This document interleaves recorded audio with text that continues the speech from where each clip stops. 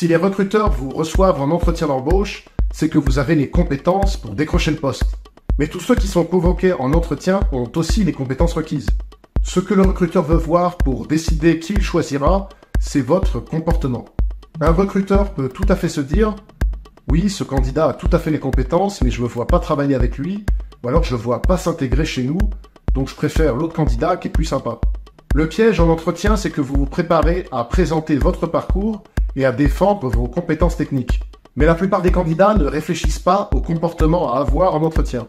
Et c'est un tort parce que votre comportement aussi fait passer des messages aux recruteurs. Ne pas soigner votre comportement, c'est prendre le risque de vous faire dégager sans comprendre pourquoi.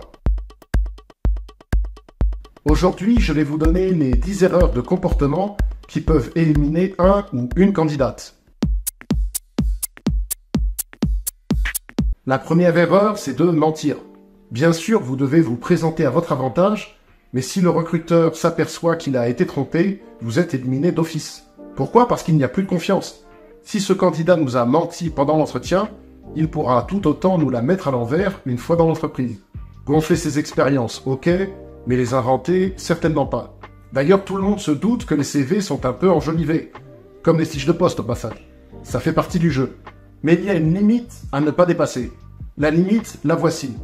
Vous devez être capable de prouver tout ce que vous avancez. Comment? Avec des exemples, avec des documents, avec des prises de référence, avec des articles de presse, etc. Donc n'exagérez pas vos compétences ou vos réalisations et ne vous attribuez pas le mérite du travail des autres. La deuxième erreur, c'est de cacher ses faiblesses. À un moment, surtout dans les derniers entretiens, il peut arriver que vous soyez coincé ou pris au dépourvu. Le recruteur vous pose une question et vous n'avez pas la réponse. Vous ne maîtrisez pas le sujet. N'essayez surtout pas d'inventer. Encore une fois, pour une raison de crédibilité. Le recruteur se dit, s'il me baratine en entretien, je ne pourrai pas lui faire confiance quand il sera en poste. Ça arrive de ne pas savoir, donc reconnaissez-le sans honte.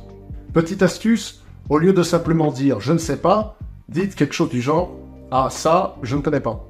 Voyez, vous isolez ce que vous ne savez pas. Sous-entendu, je connais des tas de choses, mais ce détail-là, non.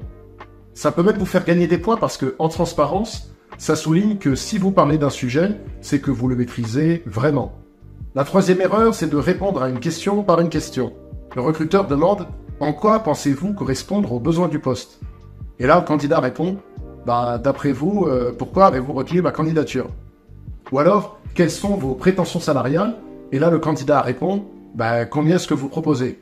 Ne faites surtout pas ça. Quand on pose une question et qu'on s'attend à avoir une réponse sur laquelle construire une discussion et qu'à la place on a une question miroir, je peux vous dire que c'est extrêmement agaçant. Ça c'est marrant que dans Rami Jacob.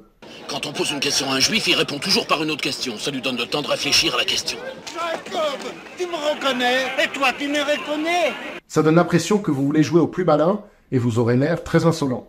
Pire, le recruteur peut même se dire que le candidat fuit les questions et cache son jeu.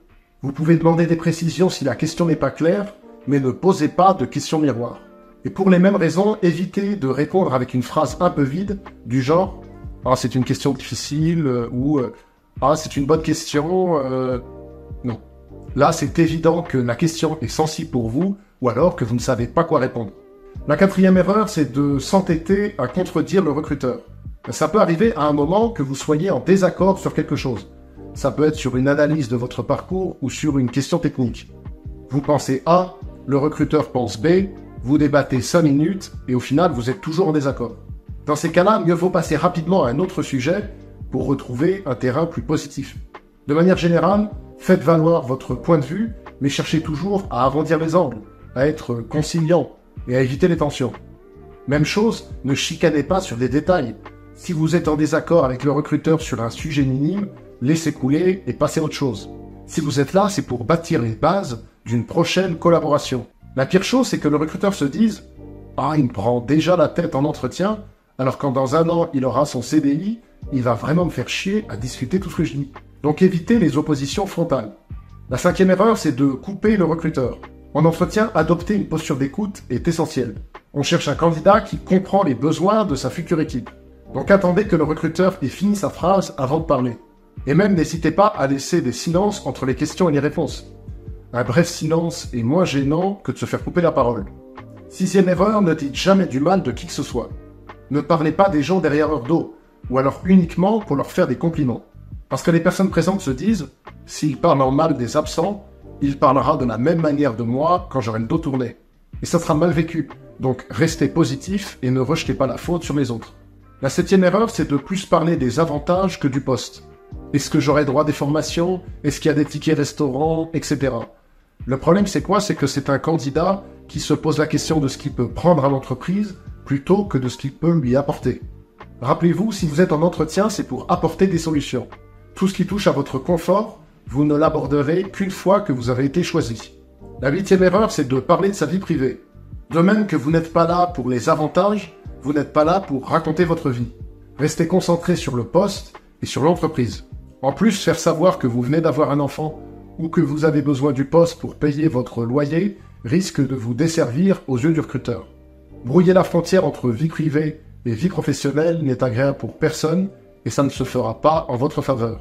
La 9e erreur, c'est de parler trop longtemps. Rien n'est plus pénible qu'un candidat qui monopolise la parole avec des réponses sans fin, surtout en fin d'entretien.